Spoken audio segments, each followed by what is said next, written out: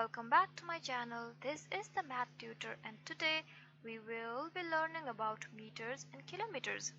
Those of you who attended my class yesterday know that we learned about smaller basic metric units, right? That is centimeters and millimeters. So today we will jump onto larger basic metric units, okay? So to give you a brief visualization of these millimeters, centimeters, meters and kilometers in real life, I'm going to give you some examples. I'm sure all of you must have seen a syringe, right? So the tip of a syringe is really small, right? So that is how long 1 mm would approximately be, 1 millimeter, okay? And that's really small, right? Now centimeter. If you measure your pencil, the width of your pencil might be about 1 centimeter. Okay, so that's how small a centimeter is. Now imagine using these small units to measure larger lengths like the length of your door or the length of a house or the length of your room or the height of your room, right? Using these small units, it will be very tedious and will take a very long time to measure these longer objects. Therefore, for that reason, we use larger units like meters and kilometers. To give you a visualization of how long a meter would be, it would be as tall as some of your height, right? Some of you might be 1 meter tall, some of you might be even taller than that, okay?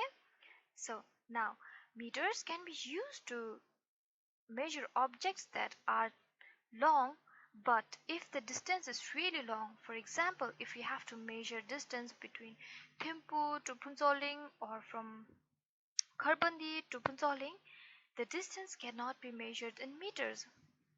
It's really long, that's why we denote it with kilometers. Of course, we can measure it with meters, we can convert the kilometer to meters, but measuring it in terms of 1 meter would be very tedious, alright?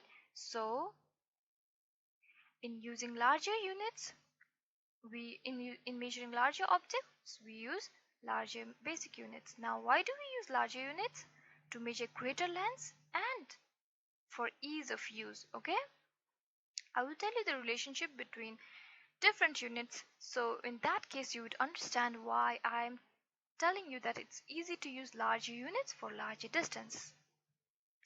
We know that 1 centimeter equals 10 millimeters, right? And today we are going to learn that 1 meter equals 100 centimeters, okay? And 1 kilometer equals 1000 meters. Now imagine if we all know that the distance between Phuntsholing to Kharbandi is 5 kilometers, right?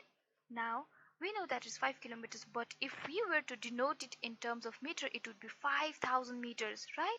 And it's a really big unit. So to simplify things for larger distances, we use larger units. Alright? So this is it for today, guys. I hope you understood the concept. Thank you. Please hit the subscribe and the like button.